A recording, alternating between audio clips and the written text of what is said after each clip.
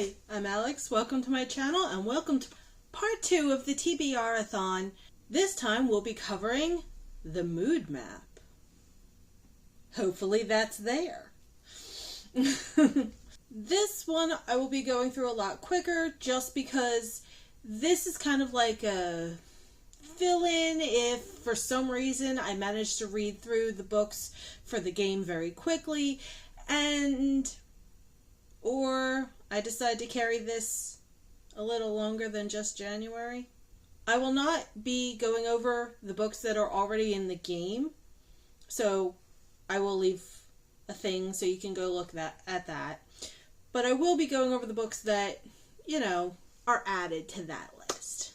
We're going to get right into it with A, Iceberg Ahead. Read a subgenre in your favorite genre. For that, you've already seen my pick. It's going to be The Wicked King by Holly Black. Next on our trip is B, The Snowy Mountains, a book that you've anticipated for a long time. And for that, we're going with These Violent Delights. It is by Chloe Gong. I hope that's how she pronounces her last name. Fascinated by this book, in the sense that I would really like to get into it and see how I feel about it. I'm hoping I really enjoy it. The cover for the second one is gorgeous. Oh, and also I just discovered it's one of the old school style covers where underneath the cover is a picture and I love it. From what I understand, it's like gangsters and romance. I have wanted to read this since it came out, and so we're going to be doing that. Next, C is A Chronicle Cruise. Continue any series. I still haven't finished The Mortal Instruments, so we're going to be working on City of Fallen Angels. I've been getting these as I finish them, which I need to finish this series so I can move on to the rest of the books in this series world. It's a whole thing and I need to finish this. And honestly, I think that's why I haven't. They are getting thick. Next is D, Bed and Breakfast. The book should have an isolated setting or you read it in a quiet spot. And that's what we're going with. Truth be told, I spend most of the day by myself, so everything's kind of isolated for me, which makes life infinitely easier for a challenge like this. And to make it extra spooky, we're going to work on another series that I've been reading. I feel the urge of don't judge me coming up, even though I hate when people say that because it's like, why would I judge you? But we're going to be reading the next Five Nights at Freddy's Fazbear Frights book. Number 4, Step Closer. I have feelings about this series of books, and those feelings are good ones. I like the series. They keep getting creepier, which is great. I feel like they should be creepy. They are dark. And honestly, in a lot of ways, I guess, in theory, a lot of times it does deal with the idea of isolation. Because a lot of these things happen because kids are outcasts or they're not being taken care of at home or some variation thereof. For E, we have A Misty Forest. The prompt being, a book you know nothing about. This book is about as far as I know nothing about as we can get. It is Xena, Warrior Princess, The Empty Throne. I didn't know they made Xena books. How, in my childhood and teen years when I was obsessed with this, did I not know they wrote these books? So I don't know anything other than it's a Xena book. They used her chakram as part of the logo, which is amazing. I am not going to read the back of this because that would tell me something about it. I like Xena. In theory, I should like this. We'll find out. And it's pretty thin. For F, we have A Jungle, a book with more than 2 POVs. And for that, I'm picking One of Us is Lying. I've covered that in the last video, so I won't be covering it here. I'll probably flash an image or something of it just so you guys can see it. By the way, mid-video interruption. If you guys see any of the books I read that you particularly want to hear my thoughts on, please let me know. I am more than willing to go on a tangent about a book, good, bad, or otherwise. So please let me know if you want to hear about any of these in particular. And on that note, we have G, Hardback Harbor, a book that brings comfort. And for that is another book that's already been covered, The Song by Jean Johnson. I have very specific books from when I was growing up that are my comfort reads, and also my early 20s, but let's be real. You may be legally an adult, but you're still developing your sense of self. That got deep. Anyway, for H, we have Railroad Tracks, a book set in a place you have been. I read fantasy, y'all. I'm never going to, unfortunately, go to Middle Earth, even though it is technically based on, England, Ireland, that area. We're going with The Gauntlet. It's an Iron Man book. I've discussed it, but more importantly, it is set in Ireland. Or, well, at least in part, he is in Ireland. If you ever get, if you win a contest, you ever get the chance to go, you should. It's gorgeous. Do not expect to start your day early. We got up at what we thought was a reasonable time of 6, 7-ish. The world was asleep. For I, we have Major Metropolitan, maybe? I hope that's right. And it's read a book that has more reviews than the last book you read. Obviously, this one's going to be kind of up in the air depending on what I read. But in theory, I should be able to read the Graveyard book, because on the app I use, which is Storygraph, it has 55,000 reviews. So as long as I don't read a book that has been popular recently, we should be safe.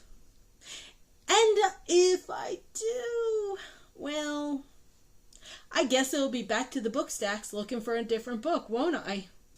Next we have J, An Islander's Paradise, to read a standalone novel. And for that, we're going with Bride by Ali Hazelwood. I have heard a lot about this book, good, bad, and otherwise, mostly that it's written more like fan fiction. It's not as good as her other books, but let's be perfectly honest with who I am as a reader. It's vampires, it's werewolves, and it's a romance. And I spend 80% of my time reading fan fiction. This is probably going to work for me.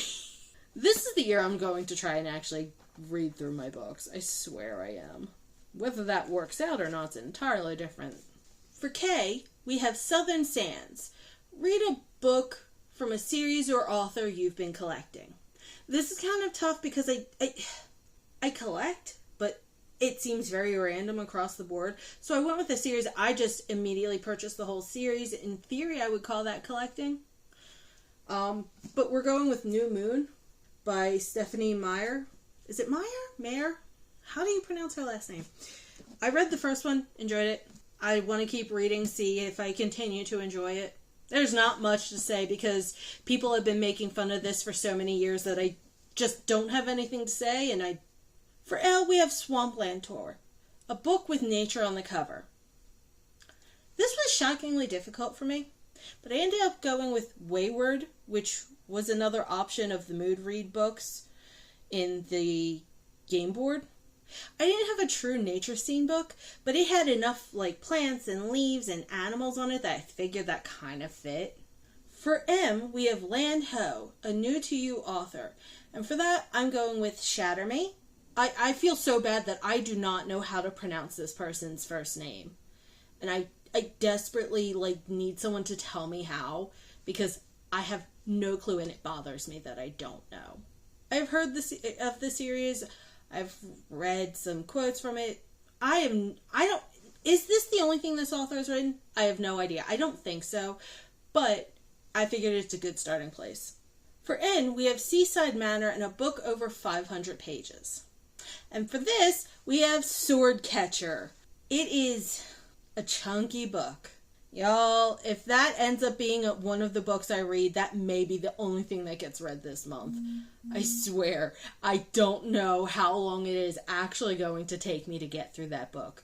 You know, we might need to you guys and me might need to set up like a reading thing so we can like get through that book. Or so I can at least, because otherwise I might keep pushing it off the side because of how big it is.